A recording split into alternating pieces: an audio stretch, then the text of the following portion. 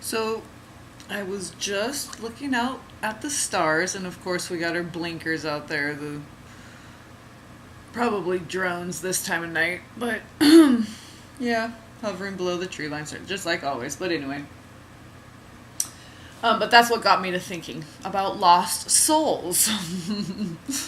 um, I like to share how things lead up to other things. So, um, beautiful stars out tonight, and um, instead of getting angry and irritated, whatever, frustrated, just uh, so instead of letting my energies get drained, I thought, well, what? Let's go a different direction with it. Um, and it was kind of whenever I think of lost souls, I think of that part. I was gonna say episode that part of the movie Beetlejuice when they're like um, when they first realize they're dead or something like that. That couple, Gina Davis and her husband, the guy who plays her husband, and they're like going through their like getting registered after they die or whatever, getting intake or whatever, yeah. The lady sitting at the desk and she's like smoking through her throat or whatever. It's like smoke's coming. Anyway, and then there's like the Lost Souls room. And yeah, it's a real thing. I had that in dreams. So there's these but I always see, like, when I think of Lost Souls, I always think of like the apparitions floating by when they look in that room through the window or through the door or whatever. The door maybe has a window part on it or something. However they look in there, but um, they're just like going. It's just like, like a lost soul would sound like, and because it's like how I would sound when I would wake up from like night terrors, just like ah! And then you're like, okay, you realize where you are, and you're just like drenched in sweat and breathing heavy and trying to catch your breath. And anyway, so I'm just like, wow, these. First of all, it sucks that they have a job, that they have to have a job. That sucks.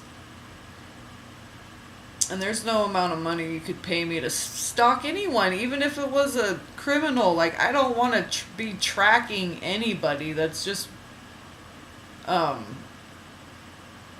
regardless of it, like, being evil or what. It's just weird. It's just and boring and dumb. But, yeah, and I hate having to deal with money and everything anyway, so, just, even when I was, like, in the world, fleshly, whatever you want to call it, it wasn't that extreme, it just was always really simple. Never had a car, never, just always kept it simple, Um, I was never really that fleshly and into the flesh and just always lusting up, trying to, whatever, but, um, I was always like in a long-term monogamous relationship and pretty focused and stuff, so, but now, like, what I'm doing is, like, even, like, so far removed from that, but, um, there's so many people that are just so attached to worldly, fleshly stuff. Like, they actually really love money. Like, their eyes get big over it. They love it. All the things they can go do and buy with it. And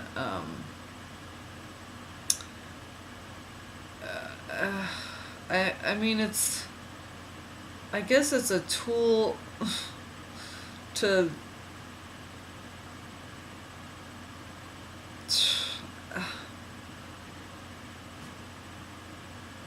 I can't. It's so artificial. I don't even know where to go with it. But that's why these people are so lost, because they're attached to something that doesn't really have any true value. And then um, just of the flesh, when you die and you surrender your flesh, if they're so attached to the flesh, once they lose that, they're totally lost, because that's their whole identity. That's what they consider to be real and true and the only truth. And so when that's removed, yeah, they don't know what to do. They're totally lost. Um, and earlier I was thinking about, okay, just this whole way it's everything that's set up. Okay, we're supposed to live naturally off the land. Everything's supposed to be free. The water, we know this, right? Who decided to like divvy up things and draw, the government, and draw lines and this, that, and taxes and money and all. Okay, so it's all made up bullshit. Okay. Um. So they separate you from the resources that you should naturally be able to acquire to build your house, whatnot, have your little farm, raise your family, and you don't have to go to the grocery store, because your farm, your home, your school, everything's right there. Church is right there. School's right there. All the food is right there. The family, everything is right there where you need it. And we used to live in more simple, small knit, close knit societies, even like nomadics. Okay, small clans and stuff. The natives and everything. So it's only this big society stuff is where when my son, he never got sick until he started going to school. And now that he's not in school anymore, doesn't get sick anymore. Because we don't go to places where we have to go to the grocery store. This is what I'm saying. Okay, so they want you to go to these they want high traffic, a lot of contact. Okay, so lots of travel all over the place. And they make it, okay, on the surface it looks like, oh, I'm going to visit my relatives over here, and I want to go to the movies, and we're going to get into...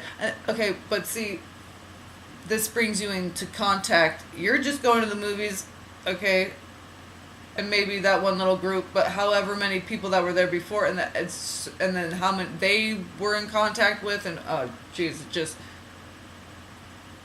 So the more, okay, so we go to church, big function, big groups of people, the grocery store, big groups, just these big groups of lots of people converging together, which isn't natural. We're not supposed to have big giant groups of people together. We're supposed to have smaller family, like clans, okay, not, or tribes, however you want to label it, but so this is a way to all this institutionalism, separating everything, and then making these gathering areas is like huge amounts of people, so much traffic that it's unnatural. We weren't meant to live like that. Then you have people like flying back and forth from countries and stuff, so we're really sharing a lot of germs, okay? And then their solution is, oh, the vaccines and stuff. No, they want you to have all this contact in the first place, so you get all these diseases, okay? And then, well, that's one part of it, okay? Spreading the disease. The more contact you have, the bigger groups, more contact, the more they're going to spread their diseases, okay? And then we know the vaccines are just, we don't even need to go down that route. I was looking at some other aspects of it, and just the large convergences of people is unnatural. We're not supposed to be doing that, and they've created it to be this way on purpose for a reason. So that all the people wrapped up in their little matrix, going here, going there, going to movies, going out to eat, going blah, blah, blah. filling their day up with stuff and things and stuff. They know that we're going to be sharing all these germs and getting each other sick and wiping ourselves out just from the contact alone. And I'm not talking about like good, like, contact from your angels, but so yeah, that was just another aspect of how just this artificial society, how it's all built up, and how they're just trying to get rid of people, get as many sick as possible.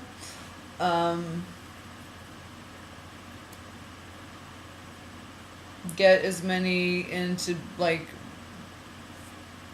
I've mentioned this before, single unit occupancy, large, like, low income apartment homes and senior complexes and stuff, and then just have a fire, wipe the whole place out.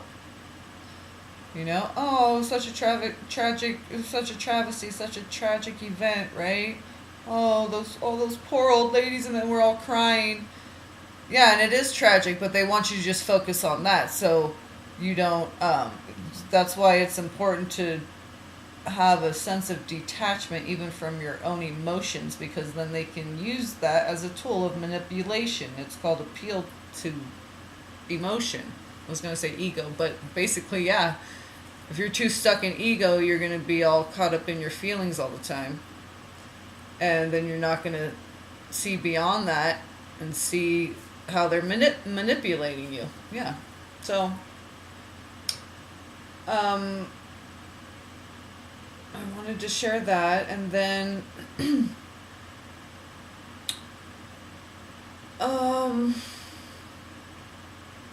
is there anything else?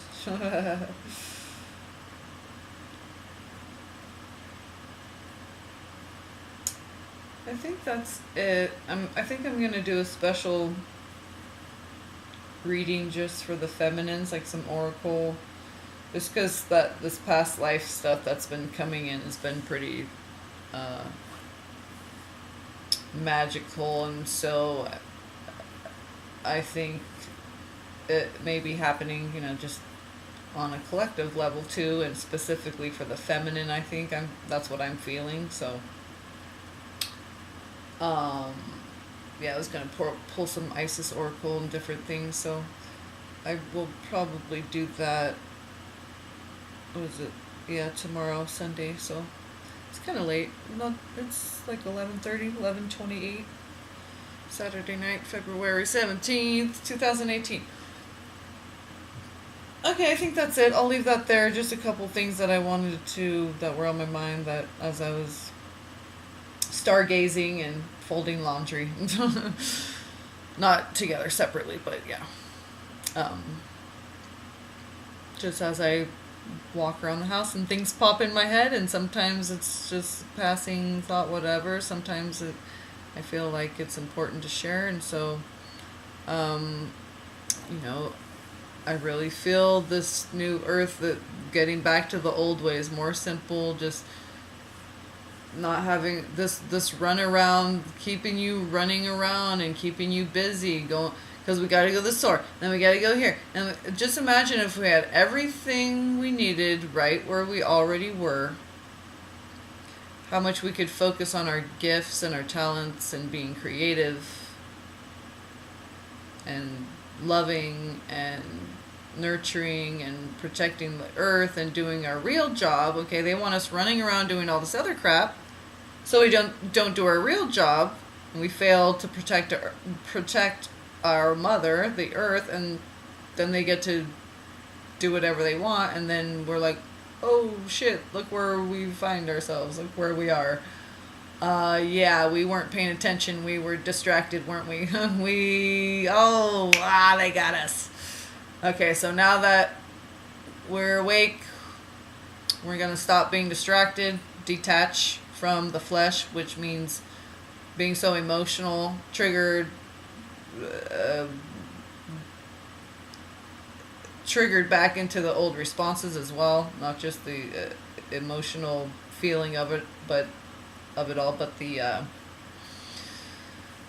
knee jerk response, tit for tat, all this ego crap, right? Um, so how are we going to bring the darkness into the light if we're not holding the light? So we have to be the light, anchor it, hold that, and then we can bring people into it. So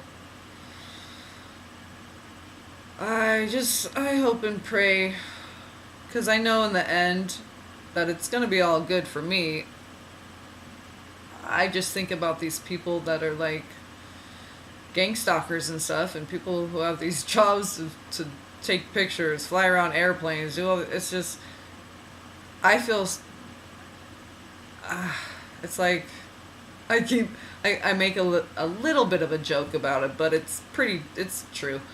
And it's funny because I was just saying the last few days, and then that Century 21 with the 2 keys on it and 111, I was like, oh yeah, I got the keys to death and hell. And because when that dream came in, I came across a pastor who was talking about, I was like, oh my God, it was crazy. So all these synchronicities. So, and that had to do with the Michael and Azrael dreams. So when that came in, I was like, it's funny because I've been making that joke like, it's okay, all you gang stalker, it's okay, team, gang stalker team. Oh, that's not okay, but okay, some of you will have to actually go all the way to hell to realize you fucked up, and I'll come down there. I've been given the keys to death and hell. I'll even after I transcend the physical plane, I'll still have work to do. I'll come down to Sheol, and we'll have a good old time liberating your soul. So, but that's, even some that are down there. I mean, well, some, most. I don't know how to quantify it, but they won't even. It's like people to the last second, and they'll look back and they'll turn into a pillar of salt, and then some just evil until the very end, and they'll even have to go to hell, and they still won't be able to see, and it's just okay. Well, then that's their destiny. But there are some who I believe end up there and just they weren't awake, they didn't know, and if they knew, they would have chosen differently, and then they come to that realization, and they want liberation, and they want to come to the light, and they have that hunger for truth. And okay, so and it's been said that Jesus did this, yes, went to Sheol and liberated souls. He has the keys to death and hell as well, and it's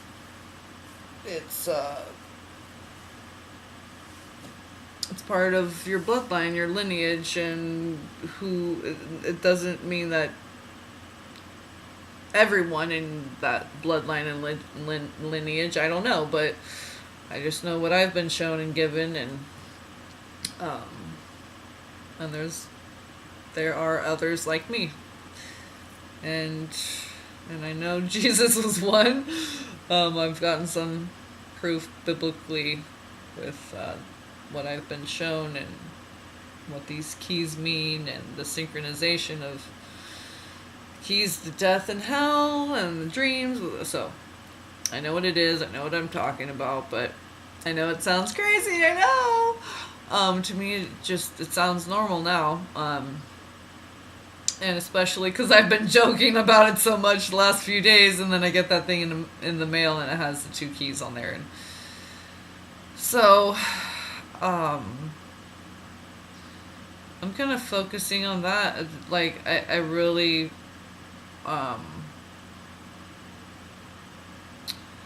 focusing on the future, I guess, which is not, it's already right here, but I don't know.